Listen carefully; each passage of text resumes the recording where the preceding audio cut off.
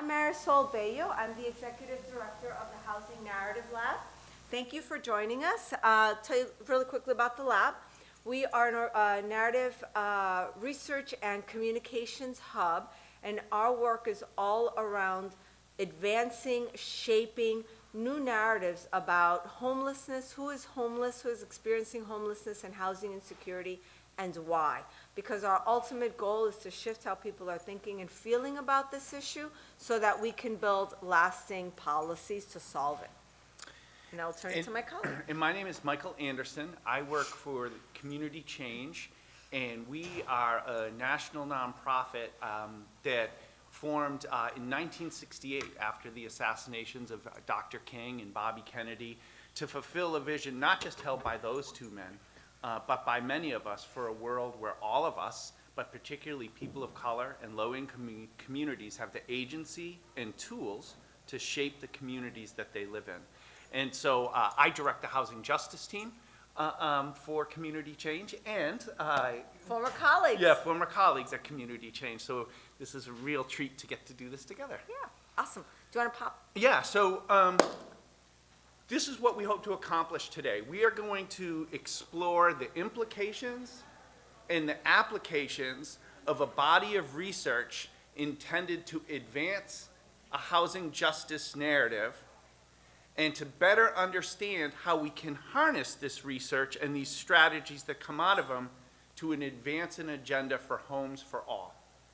We are not going to dig into all the intricacies of the research today. This is only a 60-minute session, and there's other opportunities for you to go deeper. What we did want to do is highlight some of the things that we think are most exciting and most urgent about the research that all of us need to more deeply understand and begin to use. Yep.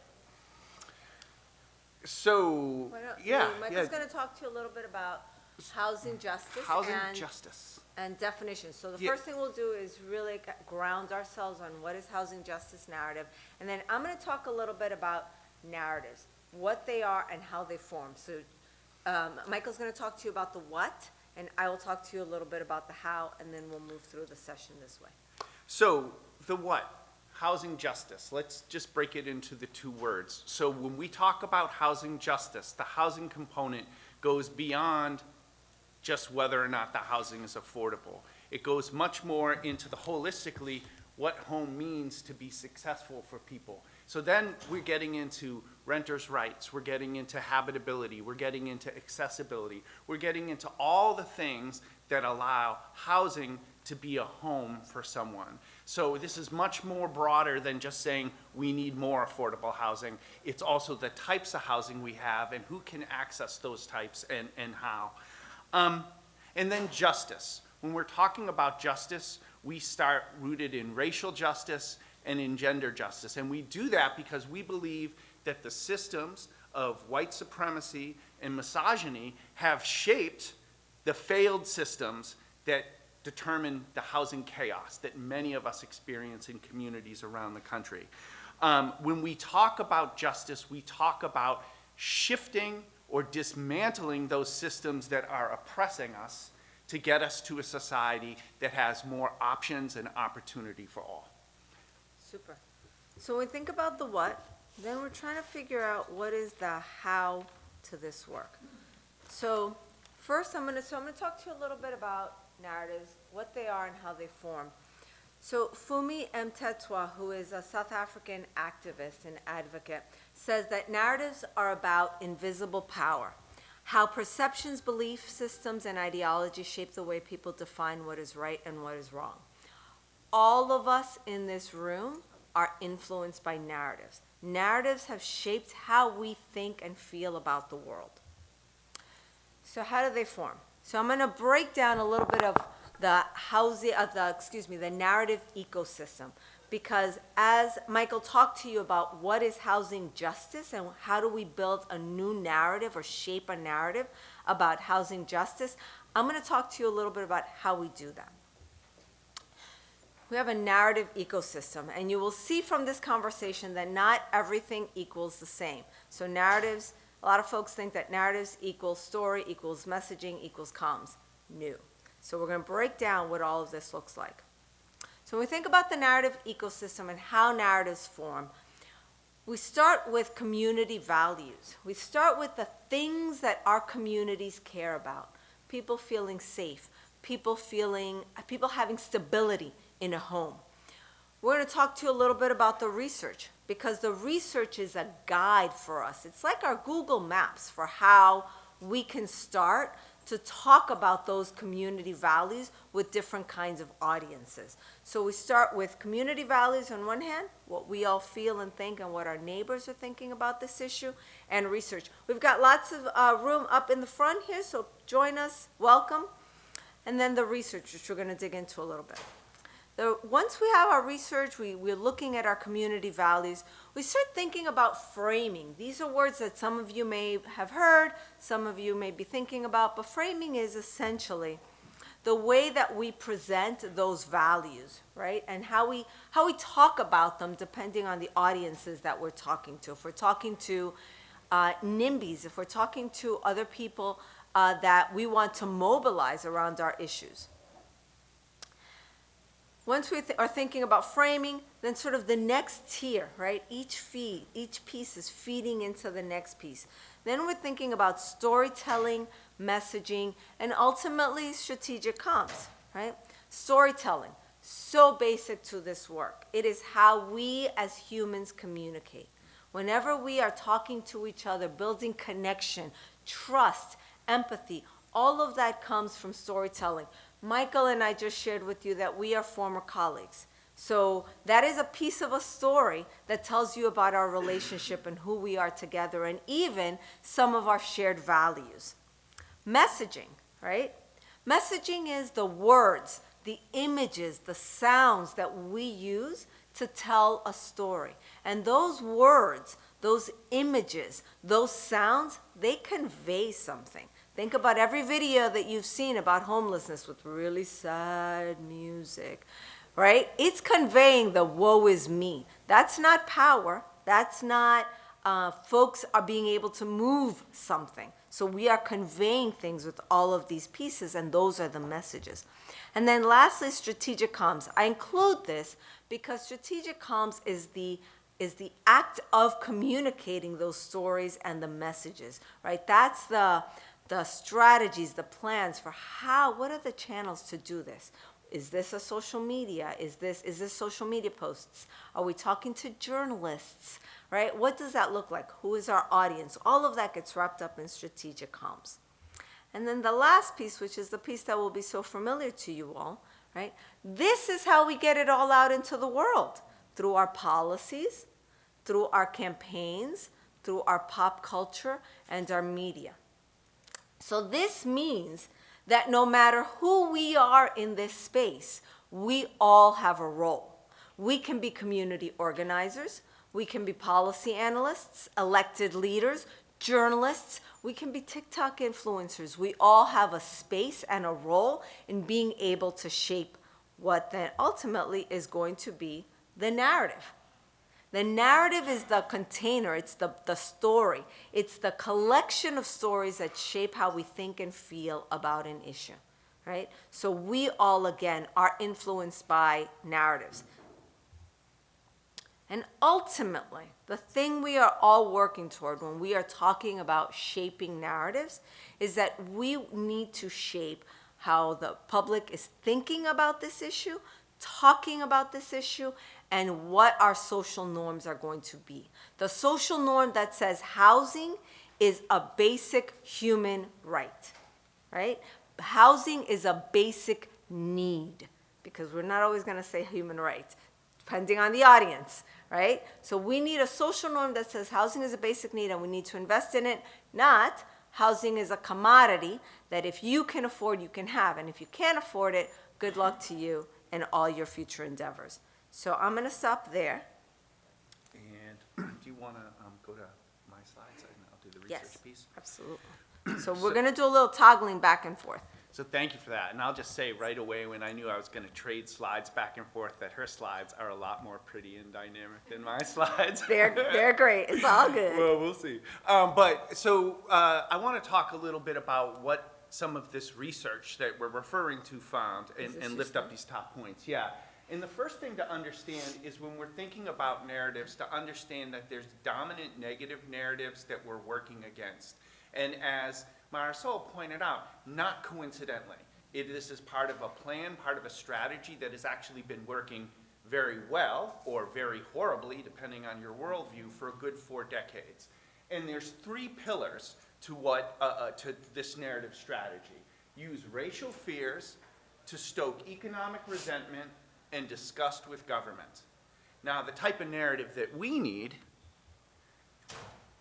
focuses on these 3 core fundamentals: cross-racial solidarity, a government that works for all of us, and communities and societies where we can find shared prosperity and justice for all of us. Racial justice, gender justice, all the systems of oppression being acknowledged and taking action to move forward.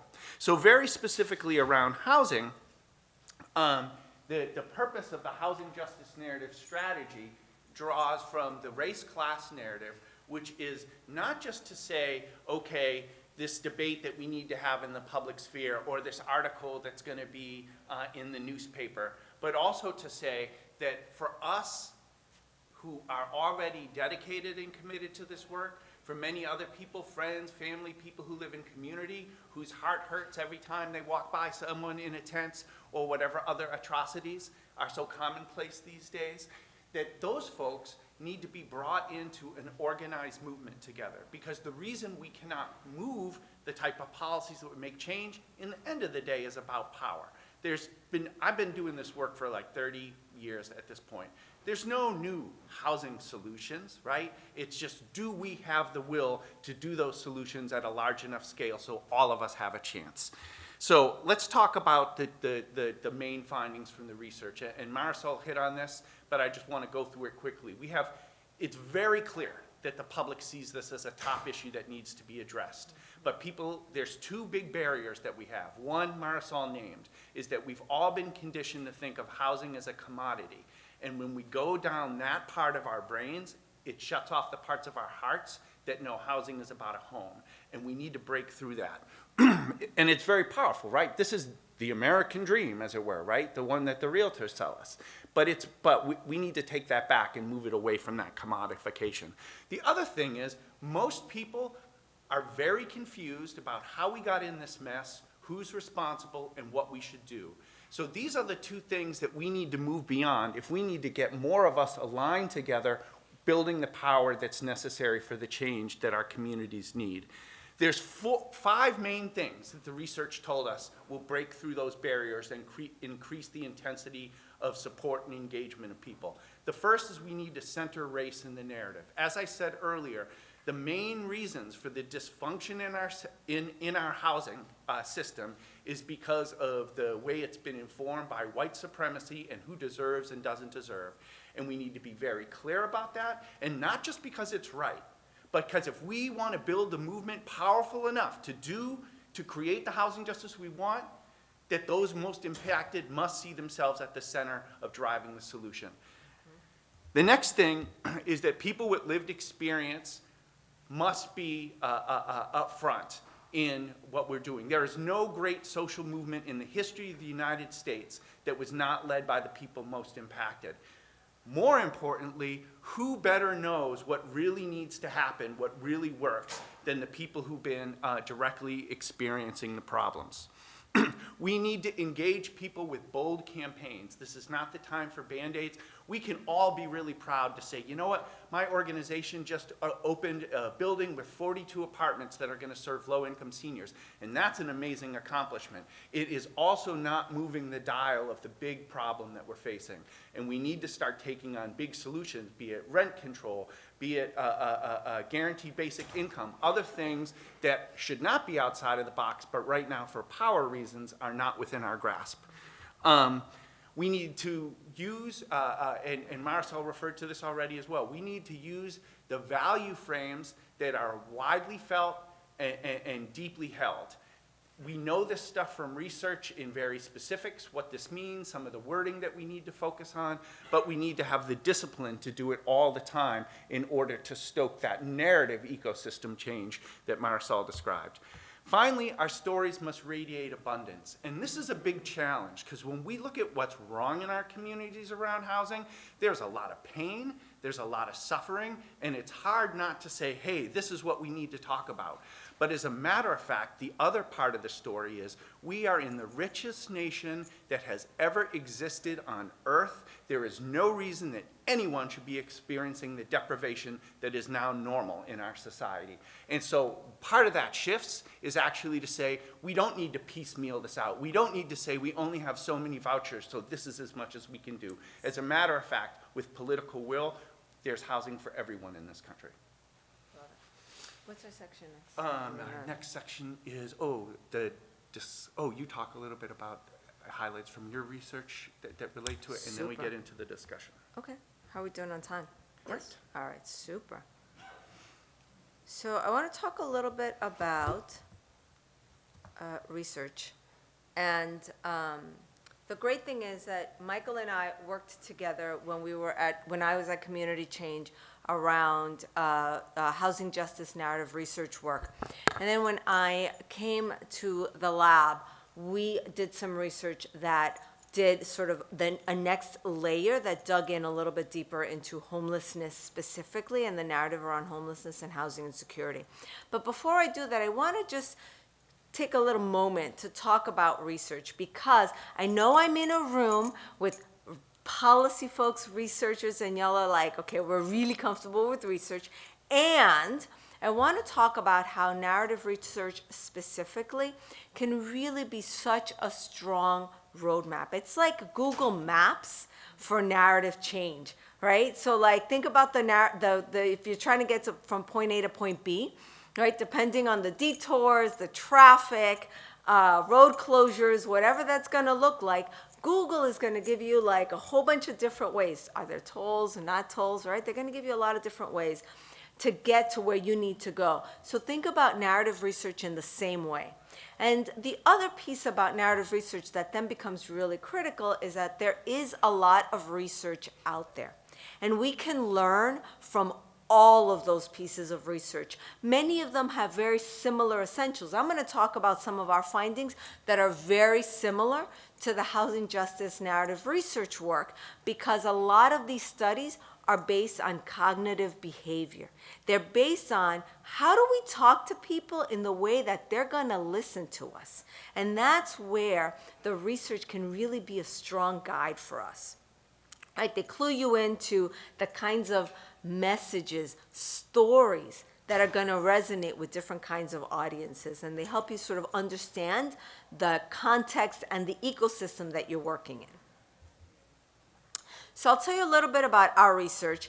Again, we were looking very specifically at how do we talk about stories when it relates to, and build a new narrative when it relates to homelessness and housing insecurity. Because we know that people are equating homelessness and housing insecurity to some very harmful narratives, including what they see is what they think of as homelessness, right? And then that means that they have it develops very cemented ideas about bad choices, right? That the people that are experiencing homelessness have made bad choices, whatever that may be, whether they are using drugs or if they have mental health issues. So it cements, based on what they're seeing, it cements some harmful narratives.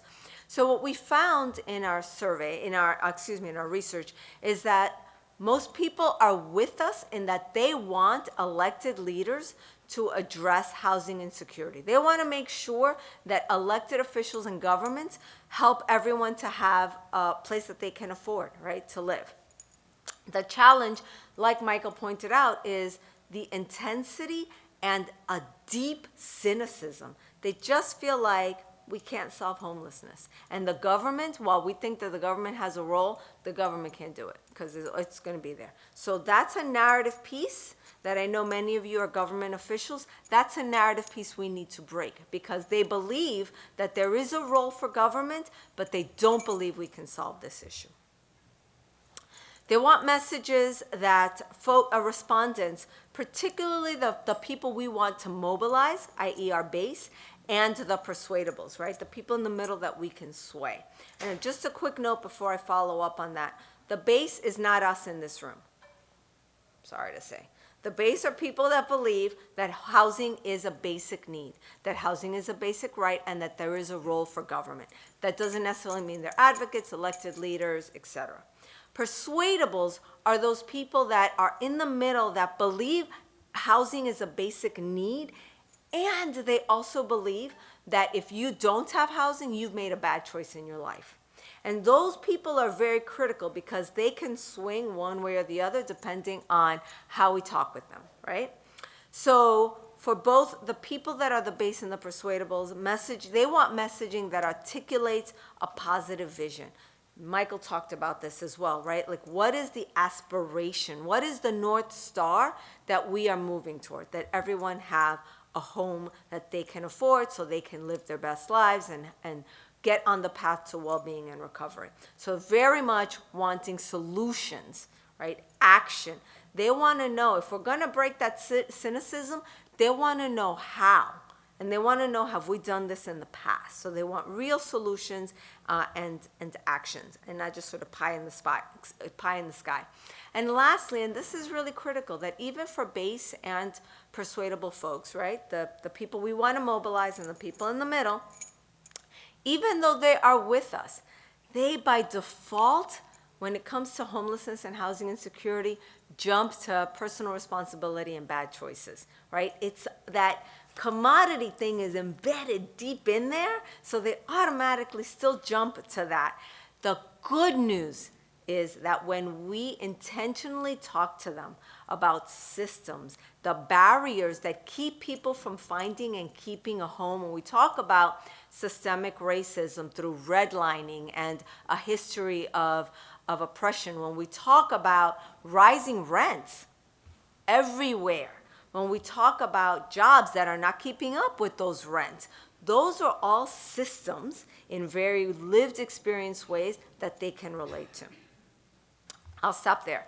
So now what we're going to do is, as I said in the beginning, there is so much depth and richness into this research, and we welcome you to take a deeper dive and to contact either one of us to follow through and help you with that deeper dive. But what we thought might be useful in the time we have is we're going to go back and forth for about 20 minutes here, just talking about what gets us excited about this research, what we see as some of the challenges and progress yet to come. And then we'll have about 15 minutes of question and answers before all of our phones are going to go off in an alarm and the session's over. At least we'll know, right? So what excites you most about this body or bodies of research? Yeah, what excites me is the thing that I was just talking to you all about. We have a roadmap. First of all, we know what the solution is, right? We know housing is the solution, and for those people that need a little extra support, we provide them with services. Guess what? I just talked about housing first to everyone.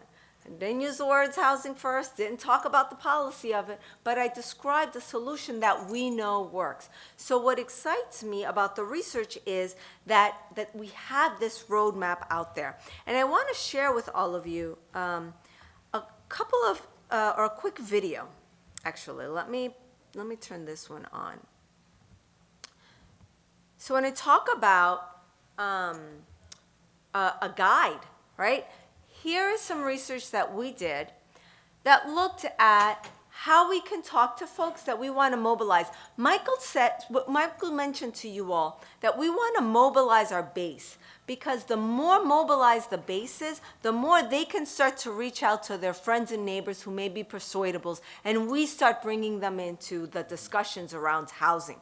So this is a message that we found really resonated with our base, that no matter who we are, we want what's best for our families. Guess what? That's a value. That's a value that we all share. The challenge is that having a roof over our head, not having a roof over our head, or having to sacrifice between putting food on the table or paying rent, makes it hard to land a job, keep a job, pay rent, right? The solution is that we want to provide housing to people, and then the action of the solution for all of us, the action for all of us to jump in, is that we have to kind of rewrite a lot of these rules so that we could all have a place to call home. And so I'm going to play the video for you all so you can see what it looks like in video form. Whether we are black or white, Latino or Asian, native or newcomer, most of us want the best for our families. But having to sacrifice putting food on the table in order to pay rent makes landing a job or keeping one impossible. Providing housing to people pushed into homelessness is a proven approach that ensures people can rebuild their lives. So all families can thrive, we must rewrite the rules to ensure everyone has shelter. And so the research gives us some insights. It's not that you have to use that script verbatim, right? But what is really, what it teaches us or what it tells us is, naming race. Right? Michael talked about that. So no matter whether we are black, white, I'm trying to get rid of some of this reverberation. Whether we're black, white, Latino, no matter who we are, we want what's best for our families. But we're naming folks here, right? Because it's really important when we live in this very divided world where it's very us versus them. The more we show and talk about individual groups of people having commonality, having shared values, right? That's another way for us to start to break that tension. So again, it's not that you would follow every single word in the script, but there is a guide here that can help us start to figure out how we're shaping these narratives. And I'm going to build off that because that gets to the area that I'm most excited about too, which is that, as I said earlier, it's not like what we need to do as solutions is rocket science or unknown. Yep. It's just that we have not had the political will or power to achieve it.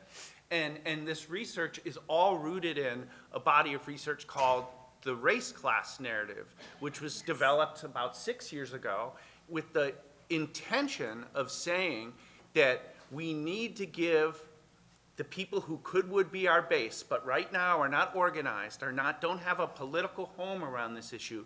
We need to bring them in with these tools and help them then use these tools to bring along those persuadables. And we're seeing it work. I'm working with initiatives in 8 different geographies around the country with using these tools, and there's been 3 goals that we've had. One is, of course, to shift the policy debate and get some real wins. But the other 2 goals are about how do we bring more people in and have a more powerful base, and how do we give this research as tools to people with lived experience so they can tell their stories in the most impactful and powerful ways. And what we've seen is all 3 things being achieved. Historic policy wins, whether it's rent control in St. Paul, Minnesota, base building wins like we're seeing in Pittsburgh, Pennsylvania, where there's a whole new group of advocates and elected officials in suburban Pittsburgh who are now using these tools to build out housing agendas in their community, to what we've seen with things like the Housing Justice Narrative Fellowship that we ran in 2021, where it was a transformative experience for leaders and organizers from around the country who continue to put these tools in play. So this is working. We're just not doing it at a large enough scale. But that's what gets me excited, and which also segues to our next question about what else do you see as working with this research? Yeah, so good news and bad news. I'll start with the bad news first. The bad news is we're losing, and I think we all know that, right? We're losing the narrative around housing. We're losing the narrative around homelessness. That's the bad news. The good news is that you can see from the research that we actually can move people. We can start to persuade them and help them to understand. And persuasion is maybe not the right word, but moving people is actually the right word here. That we can move people to start to understand how housing is a basic need, but we have to be very intentional, right? We have to be intentional about the kind of stories that we are telling people. We have to be intentional about what is our big narrative, right? Is the narrative that we want to get 175 more units built in this part of Washington State? Or is the narrative that we want more people to have homes that they can afford. And the solution is more housing, like this project that's going to build 175 more homes in Washington, in this part of Washington state. So there is the excitement for me around that, is that while there is definite bad news, the good news is that we have a roadmap, and we need to start thinking about how we can follow it, or take pieces of it to start to follow it, because people are on our side. Like, people get it. If you were on a deserted island, what is the first thing that you're gonna do? Exactly. Build shelter. People get it intuitively. But somewhere there's the disconnect that then has made housing a commodity.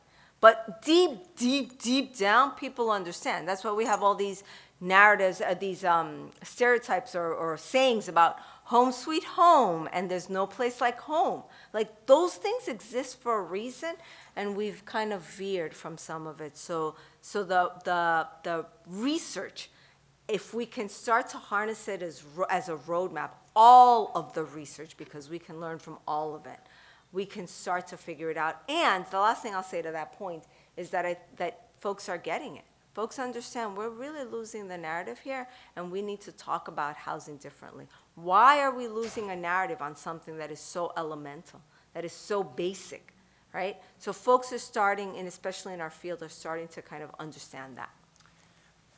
Another thing that I see is working is that part of the research that said, go bold with solutions.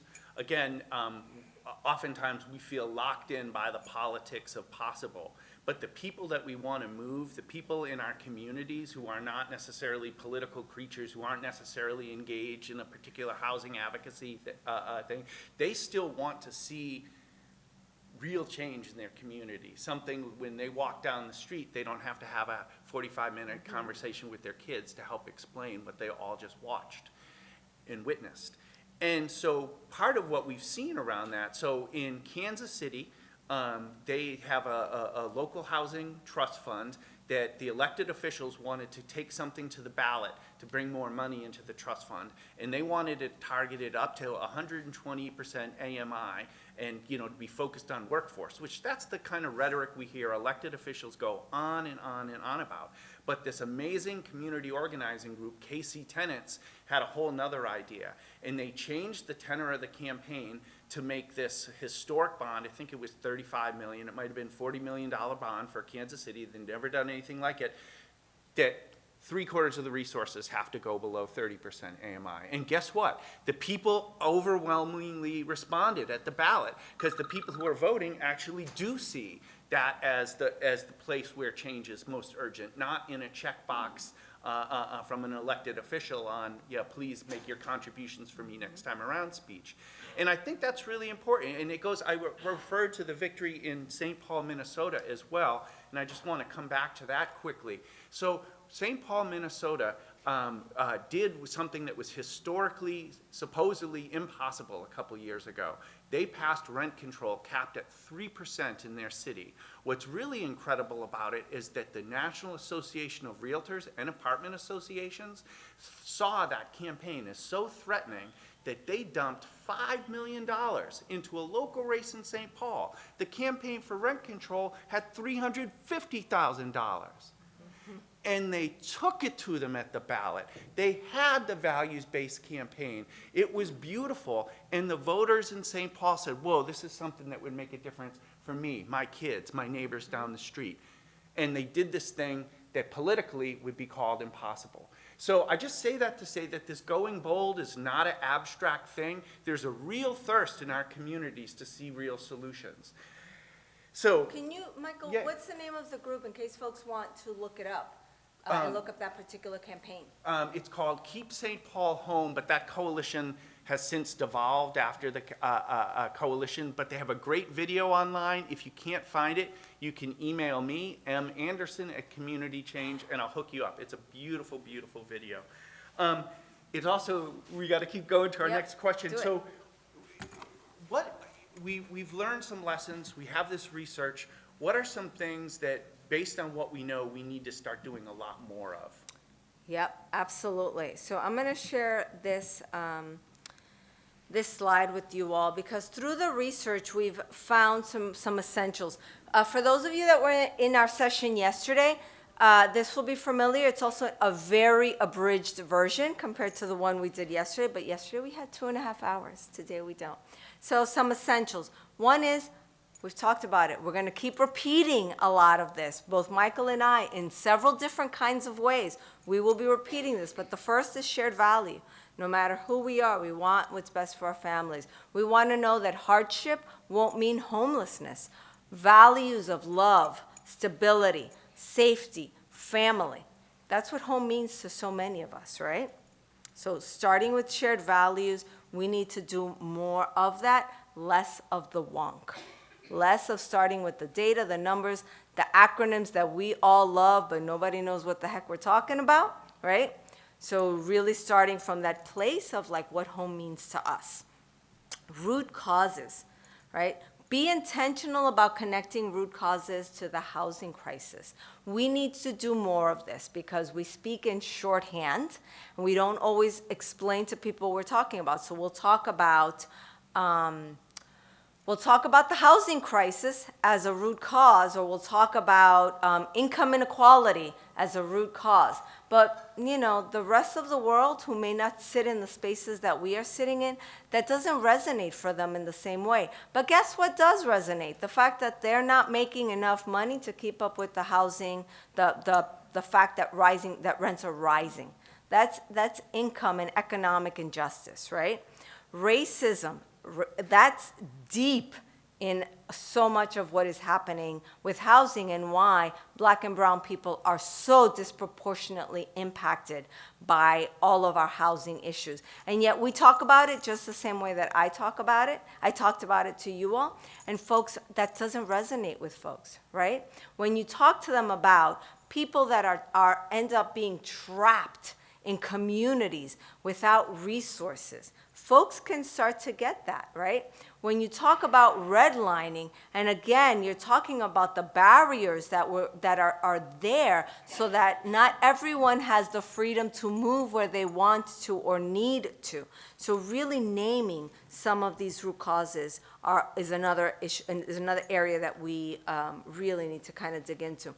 Lived experience. In yesterday's session, a common phrase that's coming up a lot, and I was really happy to hear it. Someone said, the people closest to the problem are the people that should be closest to the solution. That may sound familiar to several of you, and I hope so, because I want you to remember it, right? This is the piece about bringing people with lived experience into these conversations when they are ready, because we can have a whole other conversation about what it looks like to do this ethically and not transactionally. But again, we're not going to have time because this is all, right, sort of top layer. But one is, oh, go ahead. We're getting on time for this question. Oh, sorry. Yeah, Okay. it's okay. Lived experience. Focus on solutions, which we've talked a lot about. And then the call to action. Please give your audience something to do. Ask them to join you, share, educate, whatever that's going to look like.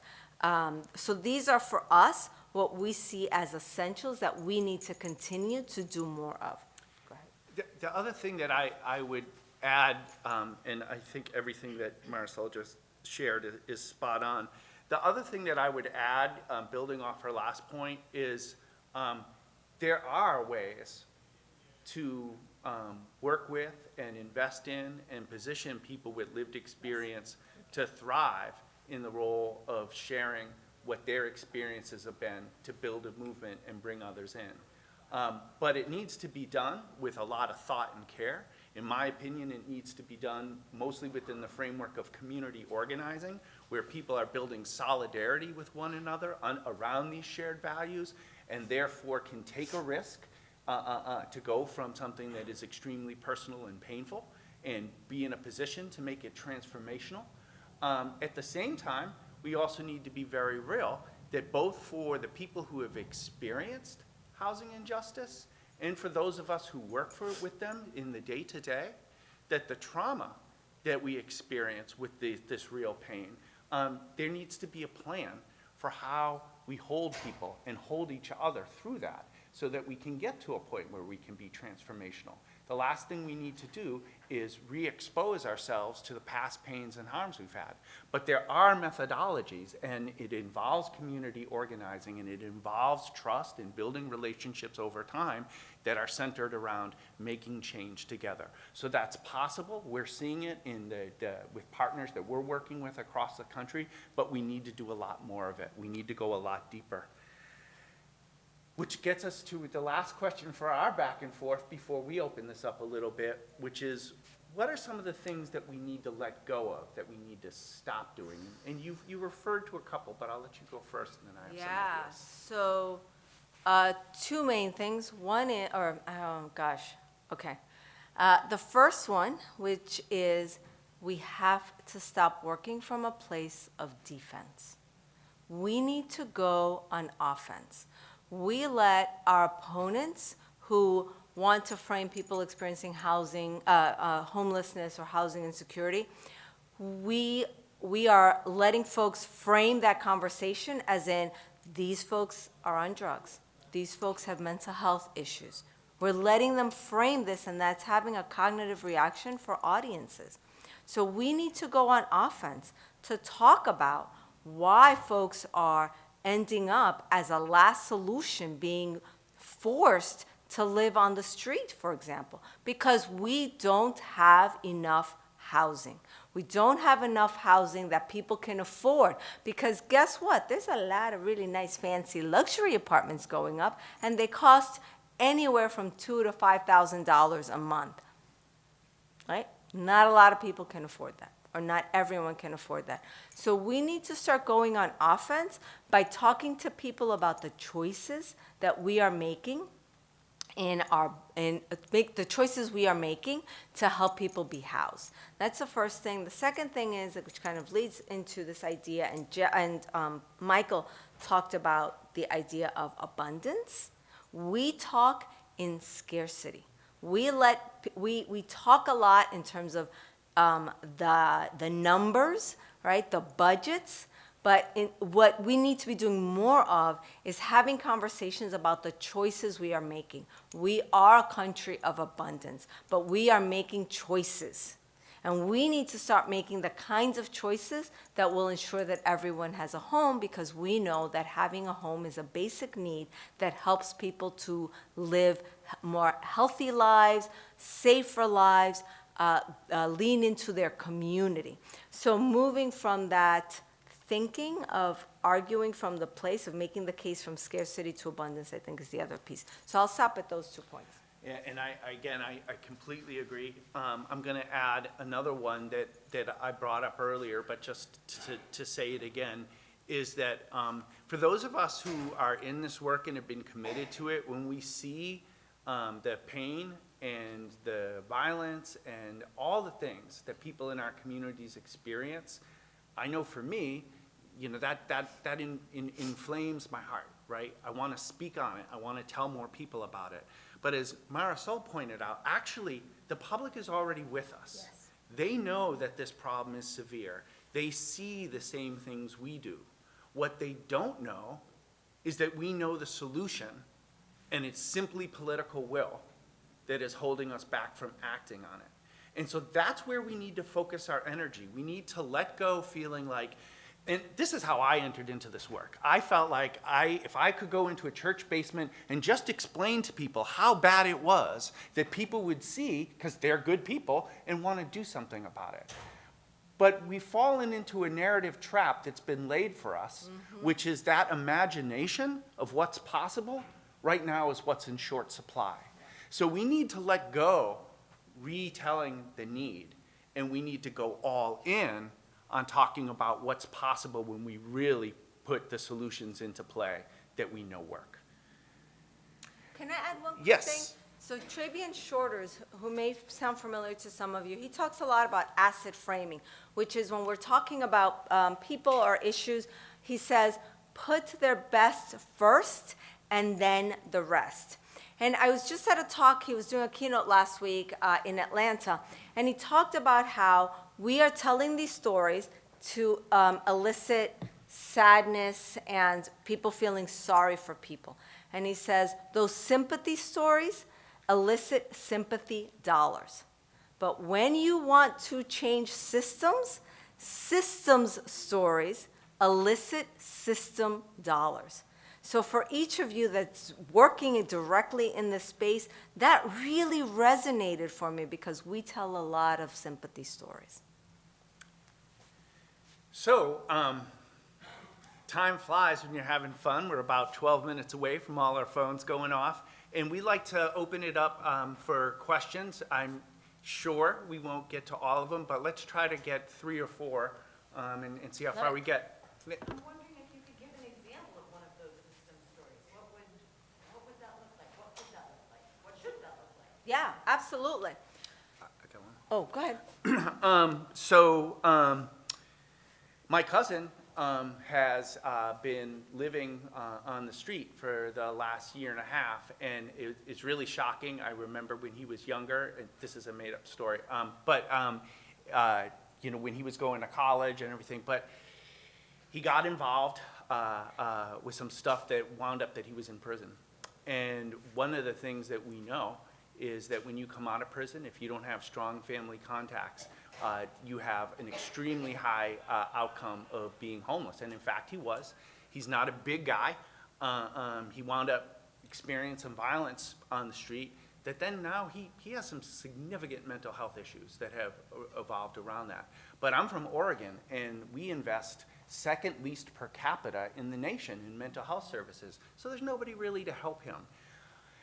And unfortunately, so he's been trying to self-medicate himself, and is now in a situation where he keeps having infractions with the legal system, which make it even harder for him to find anybody who will rent for him or bring him in. So as you see, like all of a sudden I'm talking about our carcel system, which we know is race motivated. I'm talking about our mental health system, which is underfunded and inadequate. I'm talking about in a nation where drugs are everywhere, that drug treatment is few and far between. And so it's those system stories, and it could be even more, right? I could have talked about schools, I could have talked about healthcare. And so how do we already know there's this intersectionality, but how do we tell these stories that help shine light on it for people so they see like, oh, it isn't just my cousin's choices that has him under a bridge. Go ahead, sir. Thank you. Just curious about your thoughts on the narrative that a significant solution is community-based and nonprofit housing developers and providers. I feel like we're losing that candidate. I think one of the real challenges that we are in is that for those of us who've been in this work and in it in a day-to-day way, we've been seeing it for a while, we've been feeling it for a while. For many people, this seems like a tsunami that they didn't see coming, right? So if you don't know about what's being done and what's being done at a scale that's not really in line with the problem, but it is making an impact, you might reasonably conclude, oh, we don't even have a plan to address our housing situation, because otherwise, why would that 3-year-old girl and her parents be living in a car right in front of my house right now? And so partly what I think is that our systems have been so overwhelmed by the magnitude of the problem that just talking about, even though that the nonprofit housing development system has made a positive contribution, that the time spent having to make the case and tell about the history of, well, this is what we tried and it worked pretty good, but when we really actually have to be going to a horizon line that's much broader, where nonprofits are going to play a role, public housing authorities are going to play a role, private landlords are going to play a role, cooperative ownership. There's a lot of different approaches out there that have gotten legs in other places in this country, but just have never been to scale. And nonprofit housing development is one of it. So I guess what I'm suggesting is, I think our path to get people on board is to go for the big horizon line, and part of the how of that is nonprofit community-based development. I'll give you an example of maybe how you could word that, right? It's something like housing, having a home affects all of us, and that's a big challenge right now for all of us. We have solutions, lots of solutions to meet the scale of the problem. One of those is nonprofit development housing, so that you're positioning, this is something that impacts all of us because we all need a safe place to call home. And then the second piece is, there are lots of solutions like this, so that then you're not just making the case around this one stream, but positioning it as part of a whole series of solutions that we know work.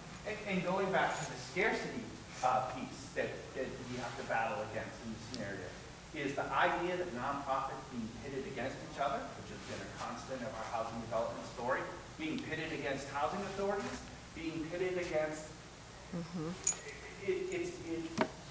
we have been divided and conquered to a degree by the system. But again, it's a system. So that's the other piece of the story, is that could community-based nonprofit developers do more if actually each year only 40% of the proposed projects get funded? You know, so there's a lot of different ways to talk about it, but I think start large and then go into the specifics. Yes, ma'am.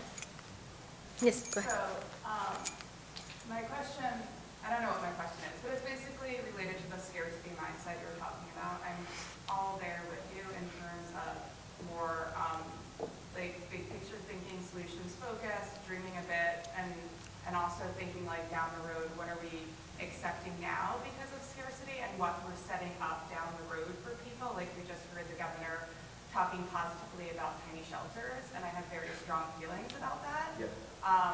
But we kind of like what you were just saying about pitting nonprofits against each other.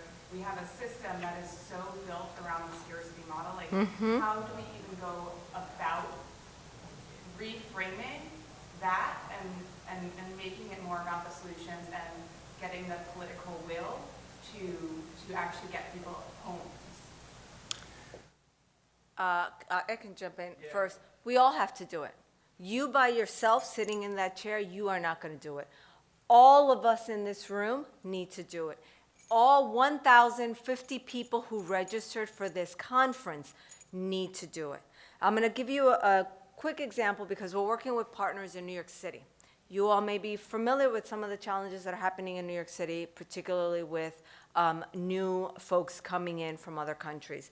And the governor there has, the mayor there has been very successful at making the conversation about budgets and the money we have, thereby pitting one vulnerable community against another vulnerable community, because he's saying all these new people are coming in, we don't have the funding for the people who are already here, who are New Yorkers. And so he's pitted these two, and he's laid the groundwork for the debate. And our advice to the partners that we are working with in New York City and the conversations we're having, because they're asking the exact same thing, is, you know what? Your mayor has said he was going to give $4 billion to build new housing in New York City. He's said it. But because we're all focused on this other piece of the conversation, we're looking at that, he's diverted our attention from this. So no one is asking him, where are we in actually building this housing? Where are we in actually expanding the vouchers that additional funding is going to happen? So he's promised it, but no one's actually now starting to reshift the debate around that. And that's our advice to them is, like, this is where we need to start focusing, because the more we are having the conversation from the scarcity mindset, we're losing it. So you reframe it. Like, what are the choices that we're making with what we have? Because we are a city that has a lot. If we are using funding, so there's the other piece where you do your research. Go out and figure out, what is your city or state spending money on that you're like, really? Really? You redid your whole, I don't know, office or the home of the mayor in such and such city, right? You're spending how much in security for yourself, right? Those are choices. And this is the other thing is, like, people don't like to see that their elected leaders are using funds in those kinds of ways. And then we're making choices about having people living on the street. So it does require you to do a little bit of digging, right? And it requires all of us in lots of different ways, because some of us can be the rabble-rousers making those points. Others of us are working within a system, so we have to reframe things differently. So there's not one way of doing it. That's why all of us have to jump in. And I'm going to go one step further down, because I'm 100% with you that I think the idea of like tent villages, tiny homes, you know, there was a different model for that. It's called manufactured home parks, and that it gets all the worst stereotypes locked on it. And that's going to happen with all this housing, these housing alternatives, if it hasn't already. And so what I would say, as all of us are out in community talking with people, proactively work into the things that you need to share. And short-term solutions like tent villages should never really be up more than 6 to 9 months, because we actually start addressing the real problem. What is wrong with us that we would ask a family to live into a tent or a shack for years? You know, and because I think those persuadables in the middle, they're like, yeah, it's so awful, people are totally outside. That's better than nothing. And it is better than nothing, slightly better. But we're the United States of America, richest nation ever. It's completely unacceptable. And we need to be vocal about that. Our phones are about Yes. to go off. Yeah. We Do you have have time 2 for- minutes. One last yes. question. Go ahead, sir. Answer. Please, sir. I got a notice that it's going to be 11:20 when they go off. All right. Okay, thank you. How do you explain a city like San Francisco, which was always assumed to be one of the most progressive cities in the nation, and then the sort of current backlash against progressiveness in that city? Is it that everyone has assumed that progressive mindset and have ignored it, and is the messaging not clear enough for the populace to understand what's going on? Because I think what's going on is they're seeing what's happened in the city. They see lots of money being thrown at it, but they're not seeing any solution. And then you get this kind of, and then now with the pandemic and businesses, they see this issue, and then there's a backlash. So that's one question. The other question I have about Seattle, where we're going supposedly big with a close to $1 billion housing levy to hopefully help with homelessness and housing, just affordable housing in general. How is that messaging over the next 7 years? How do we take that $1 billion that's been invested and create messaging for the next renewal? For the next what? Renewal. It happens every 7 years. Gotcha, gotcha, okay. So I'll address the first question, or talk a little bit about the first question, which is, this is why we're losing the narrative. Oh, we're at time, okay. So why don't you give the answer you're going to give in maybe 30 to 45 seconds? We can talk And after. I'm sorry, those are great. Yeah, great those are super We could questions, do a but whole we're at time. seminar on either Yeah. one of those cities. Okay, we can have a short conversation, but essentially, this is why we're losing the narrative, right? I mean, this is a key example of when you are in a progressive city and folks are reverting to a lot of these issues. This is why people don't feel like this can be solved. So that's a really key point. And I will say that one of the things that's happening in San Francisco and the Bay Area specifically is very much this effort around starting to reshape home and the idea of home so that you can get the kinds of investments that people need. It's not just housing. We have to be real that people who need extra help to navigate need services. So it's not just a one-piece problem. There are a lot of people that need services, and the way we can talk about that is that there are our neighbors, there are people in our communities that need extra help navigating what is increasingly a very complex world, and we need to find the ways to invest in both. So we're now over time. Yep. We really appreciate everybody's patience hanging with us. We knew this was going to be rough, so we apologize for that as well.